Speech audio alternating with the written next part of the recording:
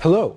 Today we have the F10 Singapore Acceleration Graduation Day, where we will be showcasing a number of very exciting startups that are disrupting the fintech ecosystem in Southeast Asia. My name is Chia, principal at Saison Capital, a fintech buyers fund, and I'm excited to be moderating today. Just so we know the audience, please post in the comments where you are dialing in from. I want to be able to welcome Jonas, the head of F10 Singapore, to bring us through the exciting things that F10 and the companies have been up to over the past few months. Jonas. Thank you, Cha. Yeah, welcome also from my side to the F10 Demo Day. So maybe for the audience that doesn't know F10 so well yet, let me give you a quick intro about what we do. So F10 has actually been founded 5 years ago, really with the mission of bringing tech startups together with big business in banking and insurance. And that has been a big success in the past 5 years, and we have now gone global with Singapore and Spain as our basically two other locations outside of Switzerland. We are backed by leading financial institutions. Again, that's really core of what we do. And in total, in the past 5 years, through these various programs that we are running, we have been incubating over 120 startups. So yeah, quite a lot has been happening so far. Amazing.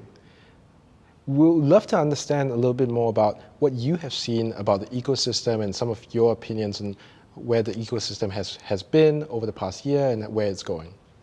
Yeah, so I mean, we just started here 2020, we came over, and I think we all really worried about what's going to happen this year. I mean, 2020, but I think now looking back, we can say that the fintech ecosystem in Singapore has actually done quite well, given the circumstances. There was a lot of government support as well. Various institutions were supporting, and I think that really helped. And if you look at the area where you are actually very strong in, the funding, it has been quite strong even last year despite the pandemic.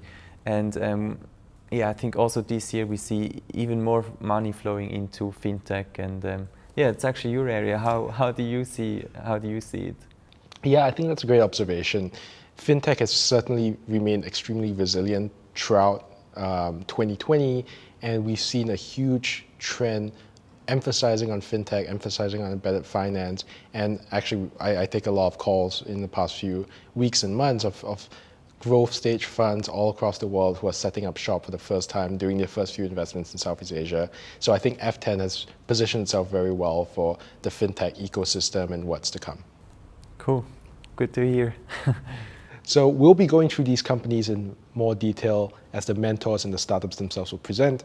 But here are a selection of the companies that we have later on. Jonas, you've done quite a lot in the past few months. How have you managed to accomplish this? Yeah, it's definitely not a one-man show. It's not just myself. I have a very strong team. So a big thank you to you, Lisa, Chayadeep, Gwankiat, and Priscilla for being on board of the F10.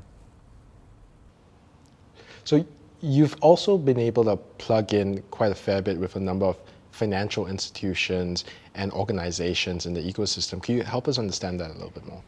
Yeah, so I think what just a recent survey showed by Singapore FinTech Association, Oliver Wyman, is that fintech startups really value partnerships. So 91% of startups do have partnerships or are going to have partnerships in the next 12 to 24 months with on average 3 to 5 partners. So that's really key to also what we do. So we have very strong members with SIX, the private bank Julius Baer, R3 and PwC Singapore. So very grateful to have them on board here. But besides the corporate partners, we also have ecosystem partners. And one of them is Rapid. So really grateful that we are doing this here today in the Rapid office. Rapid is a global fintech here in Singapore, but actually it's a global fintech in the payment space. Gotcha. You've been able to create this ecosystem and network both globally and also regionally. What was part of that process, and how do you do that? Yeah, so again, what's really also key to what we do is and are the mentors. So we have built a mentor network of over 60 mentors these are industry experts, former founders, investors, really supporting our startups in their growth stage. So I think the mentor network is really crucial to what we do. Gotcha. Now I'll hand it over to Lisa, who will be able to help us understand what these companies have been doing through the F10 program and insights through the F10 network. All right. Thank you, Chia and Jonas, for walking us through what we do as a whole at the F10. But let me also guide you through what we have been doing with the startups over the last 3 months. So we've done a little bit of number crunching, and we realized that we spend about 30 hours in workshops and about 12 hours with the coaches, one-on-one sessions per startup. So with that, we actually realized that it's very, very crucial for scale-up teams to really focus on networking. And with that, we actually brought in our corporate partners, our mentors in individual sessions.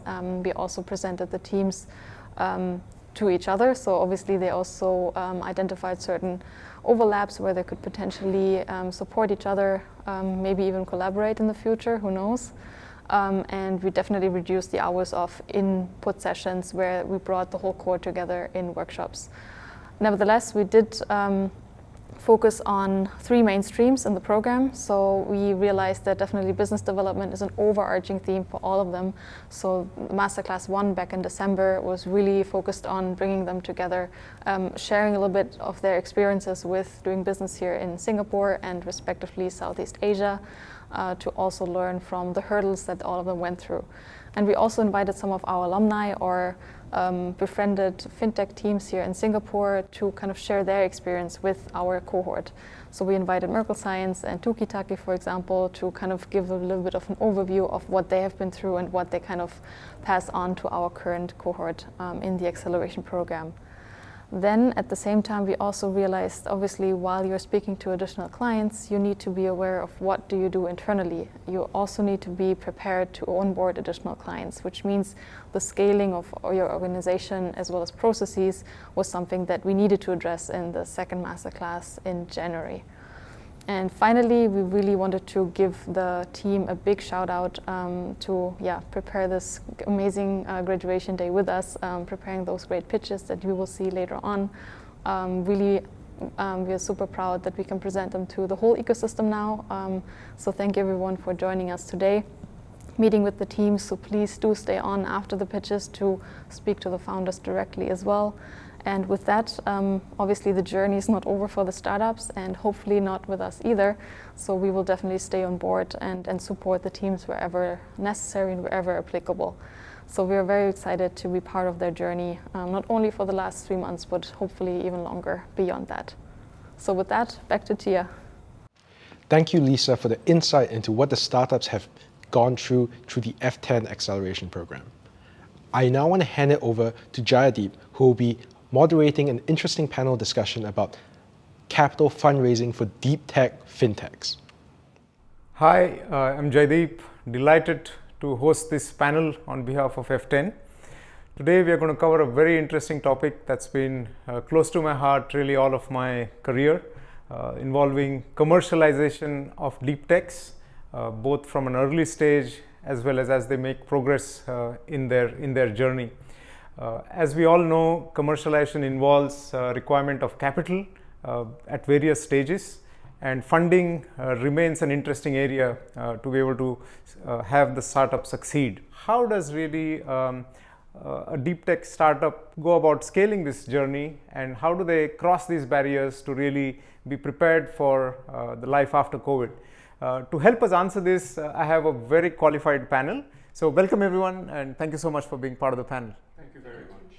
Pleasure. So perhaps I could start with you, Juseng, in terms of probably helping us understand what got you to really get into creating of Spark systems and the journey you've had in the last 4 years in successfully building it, having investments raised as part of your experience.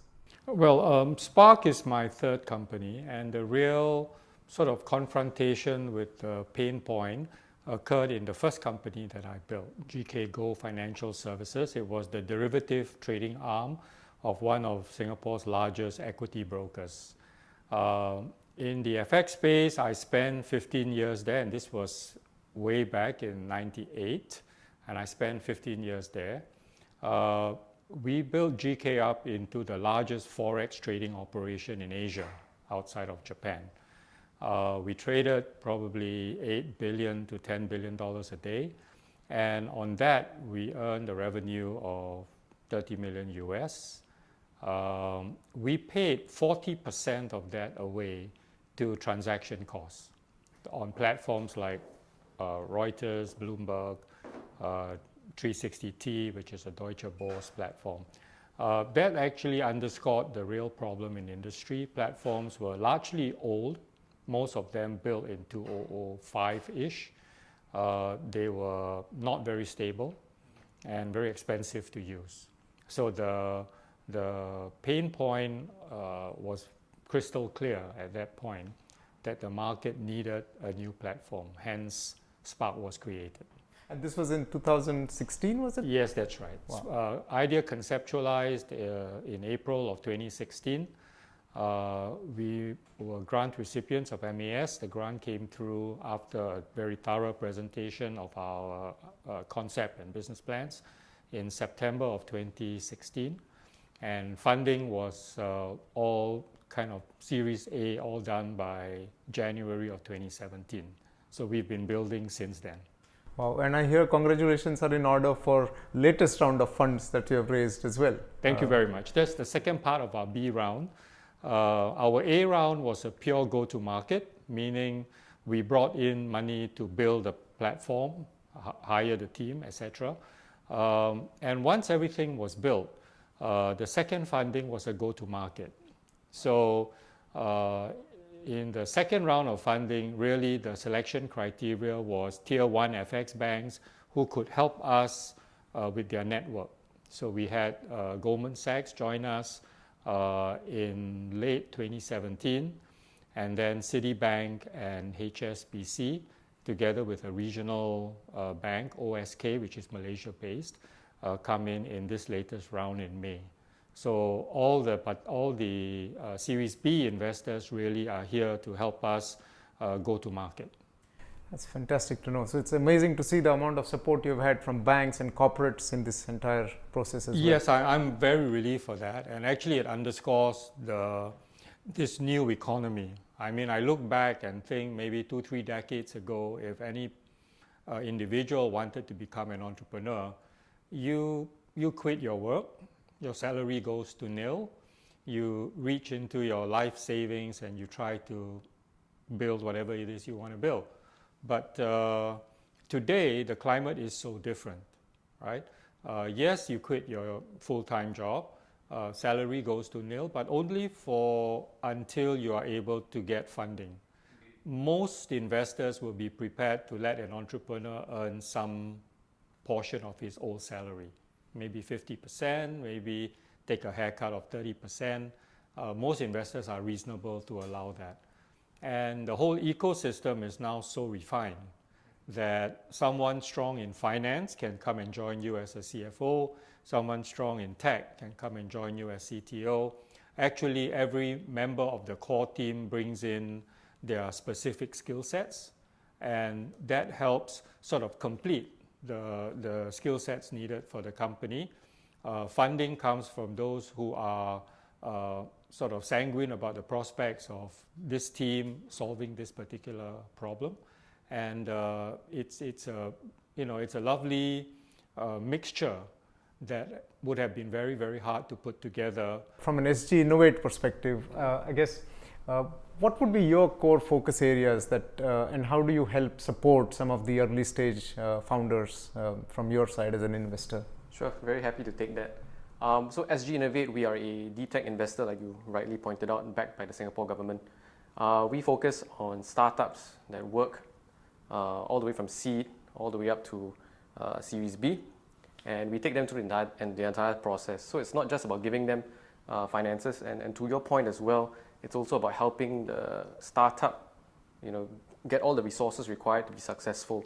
So that involves finding the right team for them sometimes. That involves sitting down with them, working through business development plans, working through product development, we also spend quite a bit of time on making sure that all of the assumptions that they put into their plans have been well thought through and not just plucked from the sky and put into a piece of paper. So those are the things that we want to do with the startups in our portfolio, and we try and do that with them in as rigorous a manner as possible. So we have different teams in the company that look at that. So the investment team focuses very much on looking for these opportunities in deep tech where they can be applied to solve large global problems. I think they call it big, heavy, audacious goals, right? Wow. Yeah. Yes. So we look at problems like that and how we can solve them. We also have a talent team that then looks at finding the right talents to join, whether it's in the management level or technical hires to get things off the ground. We've got a community team that helps get the word out about our startup brands, what they are capable of doing, what they have to say about the areas that they work in, because many of them are experts in their field. And when they get to the right size, of course, then we look at how we can syndicate a follow-on round for them. So we don't just work with other government investors, we also work with private sector investors, not just here in Singapore, but globally as well. And I omitted to mention earlier that we also have a global investment mandate, so we're not just limited to investing in Singapore. We invest globally. We try and find companies that offer technologies that are complementary to what we already have here. So coming to Shimei, I guess you have seen the entire round from a finance hat as well, looking at where you're coming from. So what would you suggest is a typical due diligence preparation any startup needs to go through as they try and receive their investment and interact with really investors? Okay, for due diligence, my advice, do it from the start. Don't wait for a due diligence round to happen before you start to scramble to get your files and all your documents out. So it's really having the discipline, fostering that culture to do it right from the start. So like from the incorporation stage, you file all your documents, organize your data, have that readily available. And we actually need that because not just for the due diligence, but throughout the whole process of the fundraise, because it's going to be a very lengthy process, as experienced. So from the stage when you pitch to the investors, from the stage when you prepare the data room, when you prepare all the information that the investors ask for you, all the follow-throughs that go in and out, and then the due diligence come. So there is no leeway for any delay. So it's best to do it in the most efficient and effective manner. I think that's a very key point, and I think many times this gets missed out in the excitement of reaching out to investors and not having enough preparation to be able to deal with it. I think the other area, since you're a mentor also at F10, you have been dealing with a number of fintechs, upcoming areas, and you have seen some of their pitches as well. And what's sort of, almost horrified you at times when they have come and maybe done a mock pitch to you? I mean, I think that's a very important area on how do you pitch to investors as well. Okay. So I guess what is important is to really know who your audience, who your target audience is. So curating your content for who you're presenting to. So it's really, most of the black hole that most of the startups fall into is like, okay, I have a standard template, I have a standard pitch, and I'm just going to repeat and repeat to everyone without knowing who my audience is. So it's really taking that extra step, research who is the investor or who is the customer, or even when you're in a presentation for a pitch, really understand whether or not your audience know the industry. Do they know the marketplace? Are you in a very niche marketplace? Because if it's too niche, you probably need to spend more time educating the audience. So for example, when I went to Laos last year for ASEAN ICT pitch, English is not the first language. So it's really also addressing the culture to really tailor how you want to present to all the respective people. Absolutely, I think that's vital, and again, one of the softer skills, but important to be empathetic to the audience to whom we are talking to as well. Perhaps I can come to you again, Benny. From an investor perspective, what would be the top 3 things you would look at from a startup tech founder perspective before you go on to decide your investments? Sure, I think the very first thing, and to build on to Shimei's point as well, some of the decks that we see, some of the presentations that we see focus very much on what features the startup is able to deliver. But the features don't actually solve, they don't point to the value that is being offered. So if you're selling a feature, that doesn't necessarily solve my problem. That doesn't give me any value. So it's about thinking through what the actual problem is, whether it's solving a real problem, Yes. and what value then the customer, the end user is going to derive from that, and why people are willing to pay for a solution like that. So that doesn't come across well for a number of pitches. So that for us, that's number one. Define the problem, let us know what's the value proposition, and as clear a manner as possible. Yep. If that moment passes, that pitch is over. Absolutely. Nobody's going to invest. Important to define the disease, not just the medicine. Exactly. It should solve it. So often we talk about so many medicines out in the market. Exactly. Yeah. Too often people have a superb technology, Yeah. and they're looking for a problem to solve, which doesn't quite work out. Yeah. Indeed. So that's number one. That's the absolute number one thing. If that isn't there, the rest of the pitch is not worth looking at. Absolutely. Also, I think from SG Innovate's perspective, the focus moving forward, I mean, you've been investing in a number of startups for the years now. With the trends, with obviously FinTech being one of them that F10 is involved with, there are a number of areas that you really look at moving forward and you're betting on. So perhaps you can elaborate a little more on that. So as a deep tech investor, we are focused on cutting edge technology. We are focused on technology that's built on research. So when we first started out with our current mandate, we focused very much on AI, focused very much on blockchain. But as these technologies have become a lot more well understood, they have become a lot more embraced by customers, by investors. We've decided, okay, we will turn our attention to greenfield areas. So technologies such as quantum technologies, biomedical, agri-food. These are areas that we look at. And interestingly, some of these areas are not quite divorced from fintech or from finance as one might imagine at first brush. So I'll give an example. In agriculture, the advent of IoT sensors has allowed for the collection of large reams of data about how agriculture is produced, or how livestock is taken care of, how they're bred, and so on. So that has a lot of use cases for agriculture insurance. So farmers get fairer premiums on their operations, the land, and so forth, their assets. It's also got implications for marketplaces. Yes. It's got implications for how we extend loans from an FI's perspective to farmers, to people who breed livestock. So entire supply chain is uplifted. Exactly, exactly. So there are implications from these technologies that fintech can play a part in.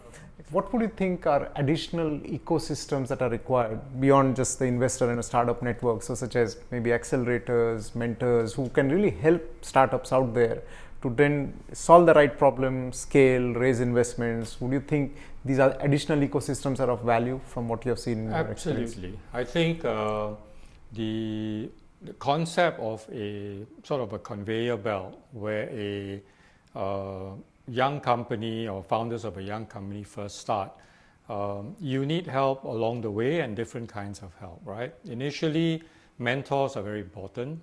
I think the talent within the core team is critical. And as the company starts to grow, you will need seed funding to Series A, to Series B, to Series C funding. Not just when a company is a young company starting out, but to be able to move along and get the kind of help that they need at different stages of their life cycle is very important. We can conclude probably that from the times and the prospect for deep tech, it's very much there as an opportunity. The question is of doing it in the right way, seeking the right kind of support, especially from Singapore. I know the aspiration for Singapore is really lead in the deep tech space. I look forward to engaging more in more discussions. I know this will be a short duration and look forward to building on this. But thank you so much for joining the panel, and thank you so much for attending and being part of this. Thank you for the invitation. Thank you. And now, the part you've been waiting for, the startup pitches. But before we go into that, a couple of housekeeping rules. Number one, while the companies are pitching, feel free to post your questions into the chat so that the startups can answer them directly live. Secondly, after you've listened to the pitches, please don't go away. We have a dedicated time for everyone to interact with the startups and founders directly at roughly 5:40 p.m. SGT. Firstly, we have Dominic Eque, who will be the mentor to introduce CoverGo. Hello everyone. I'm happy to introduce you CoverGo, a SaaS insurance platform which is already quite successful in Hong Kong and an interesting company to have a look at. My name is Dominic Eque. I'm the general manager here for Sentis in Asia and was working before for Overlook quite a while. If I look back 15 years when I started with Overlook and I look at CoverGo now, I see a lot of similarities. The industry is really changing and those guys really have a game-changing solution. The guys are really hungry, but as well have a lot of experience already. And at the end, they really manage the same problems. Like that time, they need to become a medium enterprise from a small enterprise. I really see a lot of potential and I hope you see the same. Now over to you, Thomas. Hi, I'm Thomas and I'm the CEO and founder of CoverGo. CoverGo is an insurance technology company working with insurance companies, bank assurance, large brokers and MGAs across 3 continents. Our goal is to transform the insurance industry by helping insurance companies to go digital. We focus on the core insurance industry pain points, such as rigid legacy systems, paperwork, manual insurance processes, and poor customer experience. Ultimately, our goal is to make insurance 100% digital for insurance companies and for their customers. How do we achieve that? We have built the first fully configurable modular no-code insurance platform to completely digitize and automate all insurance processes. It's an end-to-end solution. On the left-hand side, you can see our front end. We provide fully configurable, flexible front-end applications, such as distribution websites, admin, broker, bank assurance, and client portals. In the middle, you can see our CoverGo Insurance in a Box, which is a fully modular backend based on the latest technology. Our modules include dynamic pricing engine, underwriting engine, client management, policy management, claim management, and many others. And companies can choose modules they need and deploy them across any public, private, and hybrid cloud, and even on-premises. The whole platform is powered by hundreds of open insurance APIs that enable companies to create a robust insurance ecosystem. Most companies use CoverGo for omnichannel distribution. We fully support distributions through broker, agent, bank assurance, affinity, and direct distribution portals. Companies also use our platform to increase productivity and to digitize and automate their admin processes, such as claims. And finally, more and more companies come to CoverGo to launch new innovative products at record speed. And now I would like to introduce the key components of the CoverGo system. First, our cutting-edge backend and open insurance APIs. CoverGo provides over 500 open insurance APIs. This is the most comprehensive set of APIs in the market. Our APIs enable companies to automate all insurance processes and integrate with both legacy systems and also cutting-edge third-party technologies. And this is the CoverGo Studio, a revolutionary insurance no-code builder. Our studio allows companies to build their own products, workflows, and any front-end applications without a single line of code.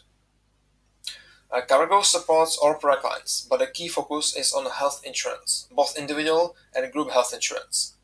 CoverHealth is a comprehensive health insurance ecosystem connecting all the stakeholders in the health insurance space. How are we different from other companies in the market? First, our no-code approach, which is completely unique in the insurance industry. We provide the most flexible and configurable system, allowing companies to create and configure all the use journeys, products, and workflows.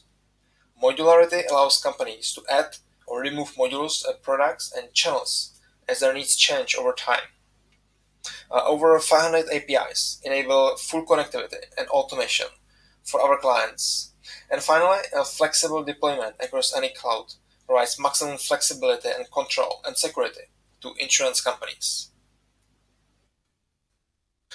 Cargo has already digitized over 30 insurance product lines, including general insurance such as home, car, personal accident, as well as commercial insurance products such as employee compensation, export credit insurance, and cyber insurance. On the life side, we have set up term life, whole life, endowment, savings products, and many others. Our flagship product is health insurance for both individual and group health. Overall, we have more than 30 enterprise clients, including large insurance companies, banks, and MGAs. Cargo is already working with insurance companies across 3 continents, and we would like to start more collaborations with insurance companies in Singapore as part of this program. We also work with partners, such as consulting companies, acceleration programs, and delivery partners.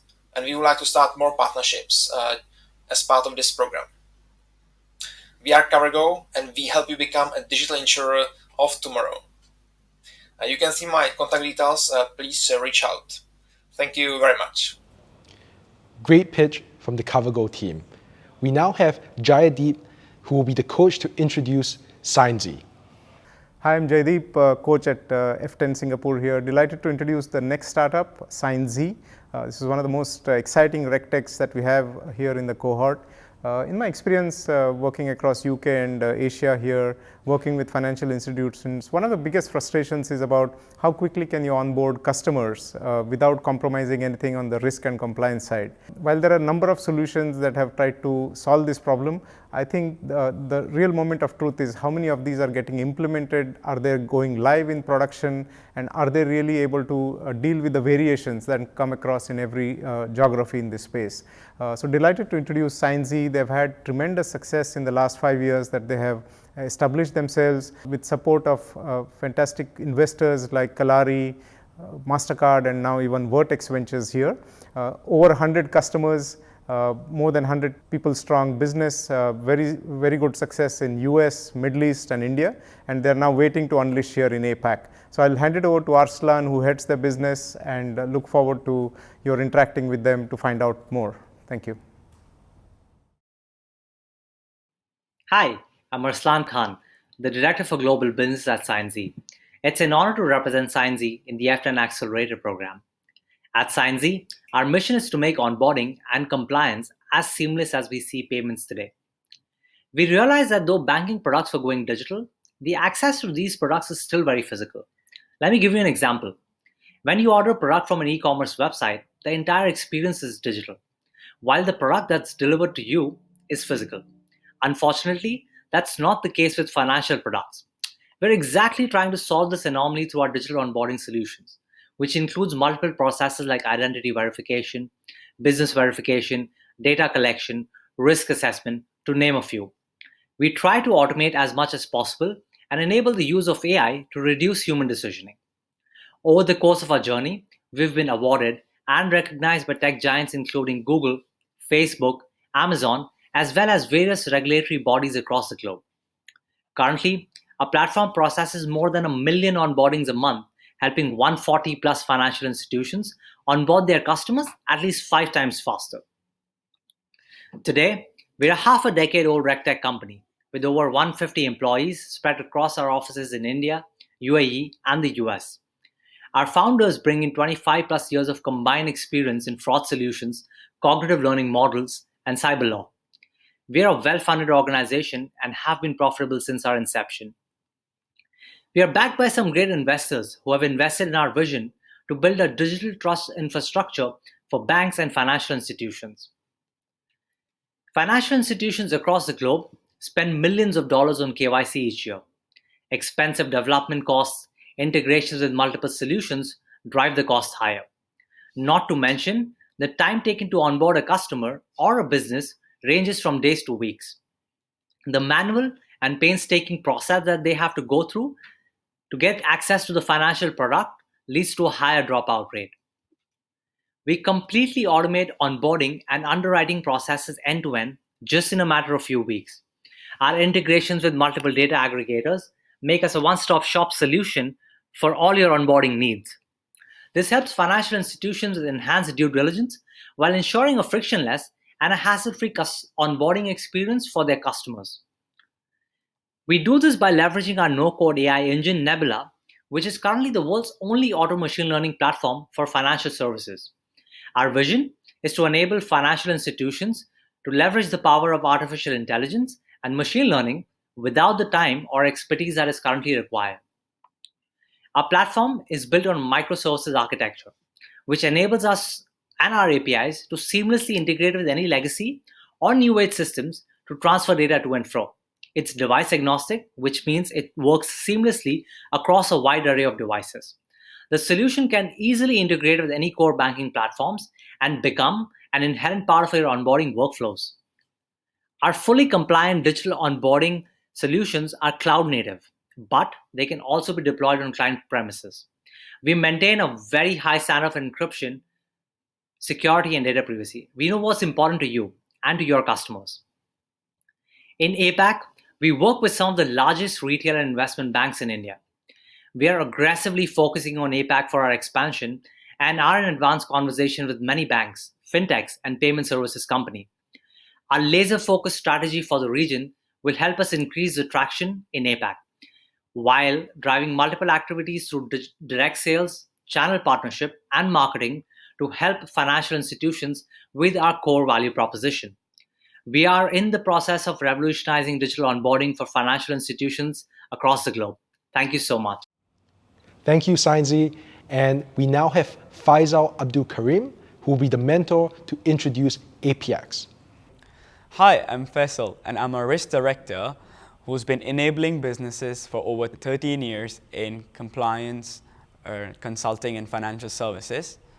I'm based out of Singapore, and currently I'm working in global risk and compliance with Standard Chartered Bank. In my mentoring journey with F10, I've been working with APX, which is an amazing and upcoming RegTech player.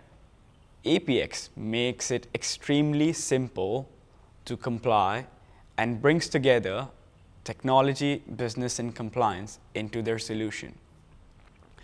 They have been recognized in UK, Singapore, as well as their home ground in Switzerland. APX brings together compliance and regulation into such a simplified rule-based engine that can be plugged into any platform using a browser, APIs, or even an app that lets you focus on your customer services. They have an experienced team with a wide network and expertise in legal, compliance, technology, as well as product management. APX is the next big thing, and their service can be plugged into any financial service provider to unlock value. Now, let me hand over to the team. Thanks a lot. Hi everyone, we are APX. I'm Yvonne, the APAC business lead, and my colleague Tommy, who joins me today, is the regulatory engineer. APX started in 2017 with only 4 members. The company has now grown to more than 55 employees spread across globally. Our HQ is in Zurich, and our other offices located in Lisbon, London, and Singapore is the latest addition. Our team is made up of a rare confluence of business, regulatory, and technical excellence. This allows APX to build powerful tools to address the complex regulatory challenges our clients face in their daily business. Today, it is estimated that 10 to 15% of the workforce is dedicated to risk and compliance, resulting in more than $270 billion USD compliance costs year after year. FIs are exposed to an average of 10,000 USD in regulatory risk per employee. All of this is leading to an estimated 8% tax on annual income. As we know, compliance is changing dramatically. We still see most legal and compliance teams are still operating very manually and paper-based. Some use siloed digital solutions, such as solutions will lead to even less transparency in this process. Hence, the financial institution should adopt solutions that are compliant by design. So what does that mean? Compliance by design enables you to have fully automated compliance checks without a human involved. On this slide, you can see at the top a real-life example of a compliance guideline for the business. Very complex to understand, obviously, for anybody like you and me. While the bottom shows the compliance by design is a systematic approach to translate regulatory requirements into machine-readable rules and to integrate them into any task or process to connect the legal and compliance with business. Anybody and any system gets understandable binary answers to any legal questions they might have. And this is what we do. Now, let me give you an illustration of one of our most sold use cases, which is the cross-border compliance. We have Jimmy, RM, licensed in Singapore, and an Indian prospective client, Pruti. Pruti lives in Melbourne. During the pre-COVID days, Jimmy will be heading to Australia to meet up with her. But now he cannot travel. He will still have to prepare his Zoom call with Pruti. Before he sends out an official invite to Pruti, he will have to consult the country manual, in this case, Australia, either in paper form or PDF in human readable format. The interpretation of these texts will be down to Jimmy. The content in these country manuals are not straightforward, and there are other sections that he might have to refer to. This effort is time-consuming, and he may even have to speak with his compliance officer if it gets too complicated. However, if he uses APX, the time taken to decide if he can meet Pruti or what he can sell to Pruti will be in few minutes, in a few clicks. Why APX? Just to pick two here. APX gives you access to yes or no answers to your most pressing regulatory questions. We turn regulatory monitoring and change management into continuous compliance. Our network of regulatory experts handle the tracking and the mapping of the regulatory changes for you. This makes it even easier for you to ensure that your products and services are compliant at all times. Here are our offerings. We have more than 50,000 digital rules off the shelf to meet multi-country scenarios. These dependable and up-to-date rules are delivered by world-class regulatory experts and law firms. The browser-based app is a fast answers to no integration. This is one of the channels to consume the rules based on the different use cases, which is commonly used by business and at times the compliance team too. The Apex platform is a compliance hub, the tool for the legal and regulatory experts. The rules are interpreted and transformed into digital machine-readable rules using this platform. The Apex API is secure and lightweight. It can be easily integrated into the RM workbench, the client lifecycle management tool, and any daily digital processes in the organization. We have built many use cases over the last few years, so do visit our website to learn more in details of these use cases. We will always be adding new cases from time to time. Apex has also proven that we have an award-winning great solution. One of our global clients, Credit Suisse, was recognized as the best private bank for the use of RegTech globally because the solution has delivered what it promised. Want to know more? Reach out to us. I'll be happy to share more about our business model, our case studies, and our solution. Thank you. Super interesting what APX has been doing. We now have Jonas, who will be the coach to introduce Syntactic.ai. Hi, my name is Jonas. You saw me earlier on. I am also a startup coach here at F10 Singapore. Now I'd like to talk with you about an issue that a lot of organizations are facing out there with the exponential growth of data. And the question here, the issue everyone is facing is that how do you make sense of all that data which is scattered and fragmented across various data sources, business units and locations. Syntactic AI is trying to solve this problem with their predictive data science platform, or also called an operating system for data as a service. We know the team. We've seen various demos of Syntactic and we believe they have what it takes to tackle that problem.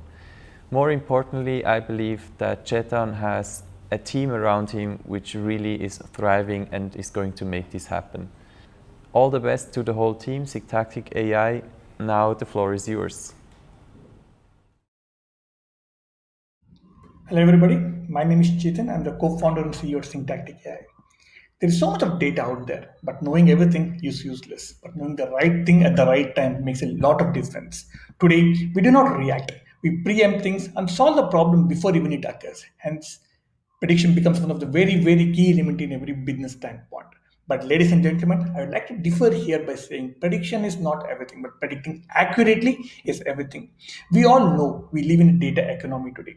But having said that, 87% of data science projects today never get into production. While billions of dollars have been poured into this field of prediction and data science, which actually gives organizations a competitive edge in the current market. But where are we today? With high volume of data and growing data sources, with complex infrastructure that is completely broken, with manual process and siloed department which doesn't talk to each other, and with a huge skill gap when it comes to data science.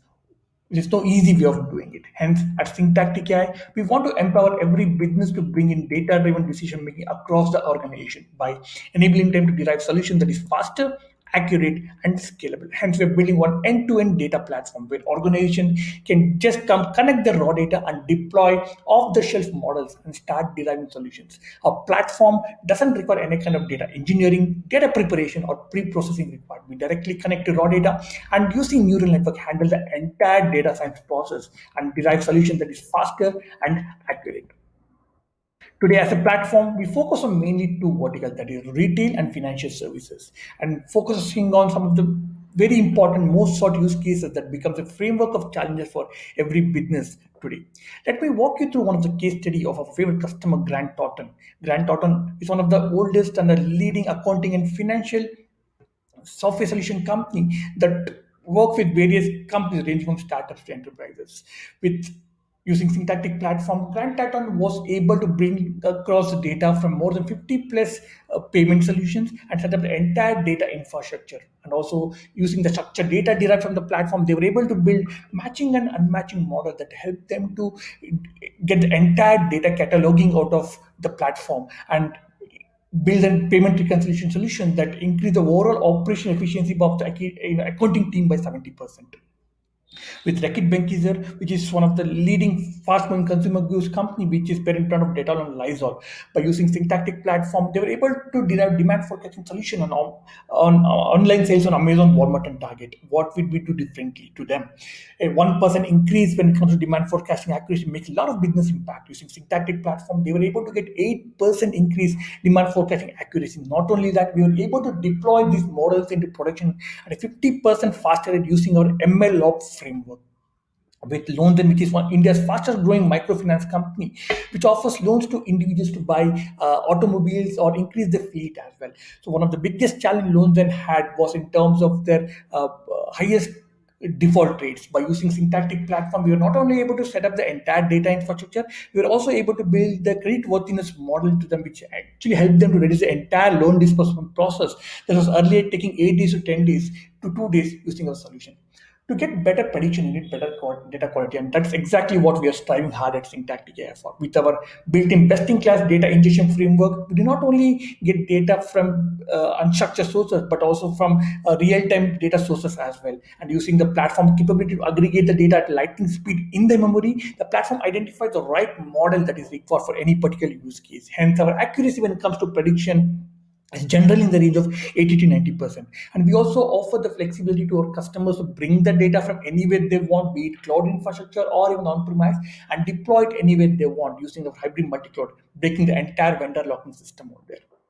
Since our beta launch in January 2019, we've been able to work across companies ranging from startups to enterprises, majorly in India and North American market. Today, we are partnered with some of the ecosystem partners like NetApp, Accenture Ventures, and F10, and looking at a global reach as well as a broader reach in Singapore market. Though we've been able to make some dramatic shift in the data science field today, but to stay ahead in the game and to stay ahead in the competition, you need to have better access to skill set, better access to infrastructure, and better access to capital as well. Hence, we are looking at to have a fundraise of seed of $750,000, majorly for a global outreach and also get a go-to-market strategy in Singapore market in the coming days. So, ladies and gentlemen, I would like to thank you here, and end my presentation by saying prediction is not everything, but predicting accurately is everything. Thank you so much. We now have Deepa Devanathan, who will be the mentor to introduce Kotor AI. Hey everyone, I'm Deepa Devanathan. I have about 15 years of experience as a digital transformation consultant. I love working in the financial services and fintech world, and I'm very passionate about helping startups bring their products from mind to market. Only 6% of the organizations around the world are able to use AI for decision making. And only 15% of these organizations are capable of delivering the technology infrastructure. Couture.ai is an AI ML platform that helps you achieve exactly this. Despite being bootstrapped, they already have live clients with a 250 million active user base generating revenue. They have been able to collaborate and connect with the various data scientist teams, with the technical teams, and deliver business value within the regulatory framework and the business directives. I believe this is going to definitely have a lot more potential in the financial services world. Without much further ado, I'd like to now hand over to Kutu.ai and let's hear from them. What is this magical solution that they are bringing to the market? Hello, my name is Pratik and I'm the co-founder and CEO of Couture.ai. We are an AI platform company with a focus on hyper-personalization of customer-centric system at scale. We started 4 years back and are currently a team of 25 data scientists and data engineers. Our systems currently serve customized personal experience to an audience of more than 250 million customers across the businesses. So, why hyper-personalization? Amazon does 35% of its sales due to recommended products and services to its users. Netflix, which is an OTT platform, attributes 60% of its sales revenue to hyper-personalized content. Starbucks, which is yet another success story, attributes 3 times of its incremental revenue increase due to personalized offer redemption. Now, personalization is not a new concept. Banks has been experimenting with concepts such as field replacement or rule-based segmentation for decades with little to no gain. As per a survey done by Deloitte over last 3 years, most enterprises which invested in such system, the real gain comes when we move from simple rule-based system to more advanced behavioral recommendations or predictive personalization. Let me go slightly deeper in terms of technical details of how such a system can be built. At a high level, to build such a system, you always start with capturing lots of user data, which could include behavioral data, transactional data, or other data such as customer support or third-party data. Most banks today have started to invest in customer data platforms for this purpose. But beyond that, you need to set up compute infrastructure for processing large-scale streaming and batch datasets. You also need training infrastructure to continuous build models and visualization system for relevant analytics and serving infrastructure to generate real-time predictions and inferences. Lastly, you need to build channel integration with multiple channels so that your personalized experience can be delivered to the end customers.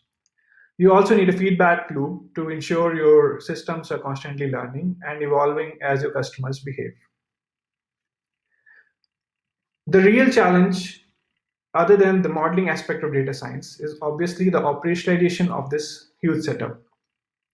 With more and more data, there is a need of a data cataloging system to ensure right people have access to right data at the right time. We also need to ensure that data lineage is maintained, one from a compliance perspective, and as well as explainability of the models that are being built. A true personalized solution is an ensemble of multiple AI models in play, and we need to continuously train them, test them, and incorporate user feedback to ensure good accuracy. This needs for a robust orchestration platform and an A/B testing framework to be in place. So, how Kutu.ai can help? Kutu.ai platform offers hyper-personalization by providing building blocks for most common data engineering modules and low-risk models out of the box. Banking data science teams can bring their own models or customize an existing one to quickly test their hypothesis in production.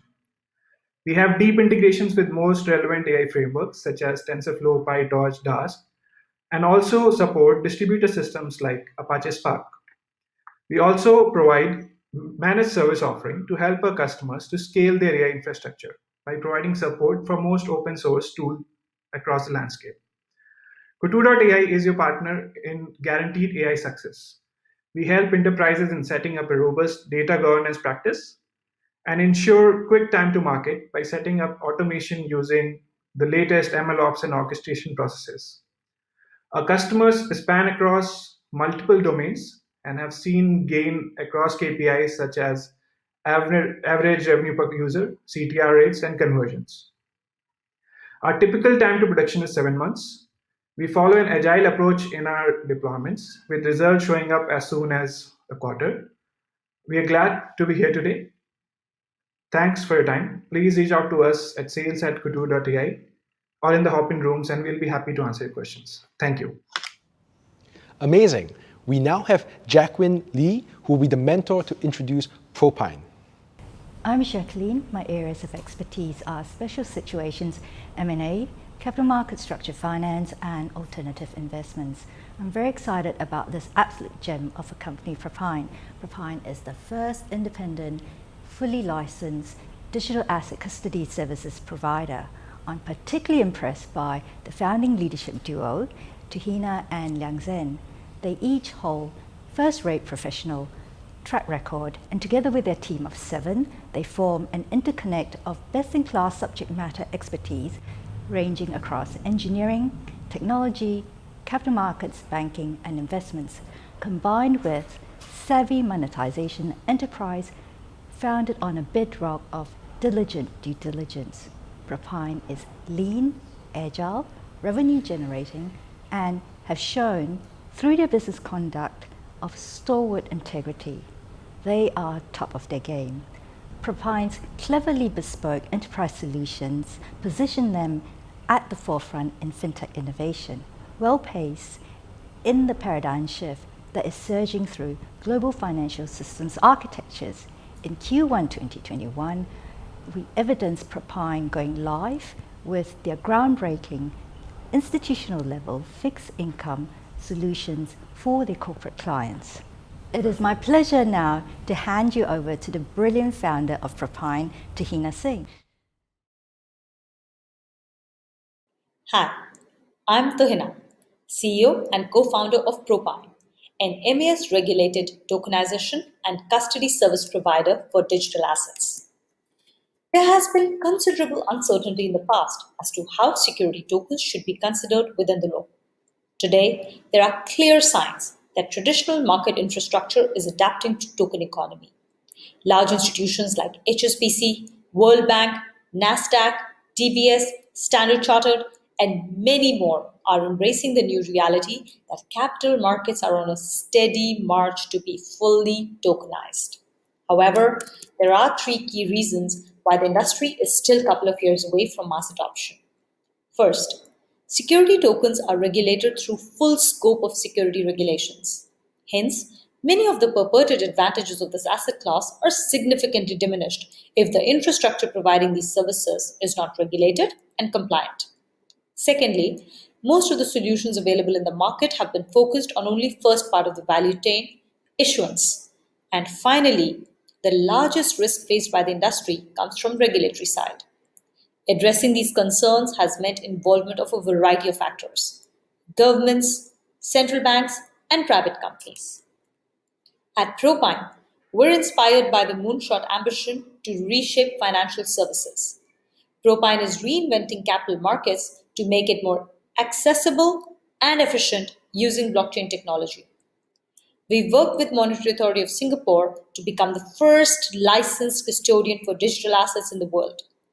This event has been a watershed moment, not just for Propine, but has served to move an entire industry forward. It has enabled several hesitant but eager institutions waiting on the sidelines to be able to participate in digital securities. Our solution covers full scope of deal life cycle, starting with issuer services like tokenization, cap table management, issue authentication service, as well as custody, asset servicing, reporting, and finally, secondary trading facilitation through our partner exchanges. The solution itself is easy to operate at the click of the button. The sample video here shows how token distribution event is administered. In the video, you will observe 3 different participants, front, mid, and back office, acting as maker, checker, executor. Front office creates the request. Here data for request is being given through CSV file, but the same can be provided through web portal or APIs. The request so created flows to mid office, who checks it and approves. Depending on how complex this request is, the step may be automated through rules engine or may involve an actual person checking and verifying the request details. After the mid office, the process flows back to back office. The officer in charge will check that the request has an approved status and will proceed to implement it at the click of the button. We have a dashboard which allows for a variety of actions to be taken and also gives access to several different reports. While we don't have direct competition, we do have several classes of competitors. The first being the issuance platforms, which are typically unlicensed and don't take care of custody or reporting aspects. Trust entities acting as custodians in crypto space are the second type. In general, such custodians will be able to handle the custody aspect of security tokens, but their solution is not designed to handle asset servicing, reporting, or issuance. Banks and similar large institutions will emerge as a strong competition in medium to long term. We are actively engaged with this group to understand their roadmaps, capabilities, and are actively creating partnerships wherever relevant. The market opportunity is huge as capital markets are tokenized over the next 5 years, and we expect Propine to capture a large chunk of it with its first mover advantage, as already evidenced by the traction seen. We have several distinct revenue streams. Some of these are per issuance based, while others are annuity income. As we grow, we will be adding further services to our portfolio, creating an investment bank of private markets, one service at a time. We have a strong team already in place and are aggressively hiring for our next phase of growth. Our team already has nearly 60 years of experience in capital markets, enterprise software development, marketing, and compliance. So, if you enjoy defining the future, reach out to me at the coordinates mentioned here. Thank you. Thank you very much to all the companies who presented today. Very exciting what you're up to. I now want to hand it over to Jonas to walk us through the community and outlook for F10. Yeah, so although this is the end for the acceleration program, that's not the end for F10. We have new programs coming up, and I think the next program is the incubation program that we start again on March 8th. So I think, yeah, stay tuned. Very soon we'll announce which startups made it into the program. Got you. Very exciting. If there are people in the audience who would like to be part of the F10 network, who are they and how can they interact with F10? Yeah, so we are always looking at connecting with startups, with mentors, as I mentioned earlier, corporate partners or investors. So do reach out to us, do reach out to me, do reach out to the team. Very happy to talk to you and see how we can collaborate in the future. We've now come to the part I'm sure everyone has been waiting for. It's time for you to be able to interact with the participants and companies that have been presented today. If you are looking to reach out to the team and have discussions with them, please do check out the Expo tab on the left-hand side. If you're looking to interact with any of the participants and the teams that were part of this session today, please check the right-hand side under the private section. If you are lost, the F10 team can help you through the help desk on the left-hand side under sessions. Thank you very much for being part of this very exciting session we have today. I hope you took a lot from the companies and the different mentors have presented. Look forward to seeing you again very soon.